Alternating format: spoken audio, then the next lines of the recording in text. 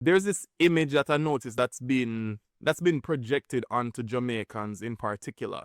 Like the whole of we are bleachers, the whole of we bleach our skin, the whole of we are self-hating motherfuckers, right? And that really pissed me off. That really, really pissed me off. Most Jamaicans do not bleach their skins. So when you cut out that stereotype then now, me hate to hear it. It is so fucking annoying. You know? Once them hear you say you're Jamaican, oh, Jamaicans, them love bleach them skin. Oh, a regular thing that Jamaicans, them love bleach them skin. Wanna cut the fucker, man. When I depend them something there. No, me nah go say you don't have few Jamaicans that do bleach their skin. Me nah say that. Right? Cause you do. Just like how you have Americans who bleach them skin too, right? Just like how you have Koreans who bleach them skin.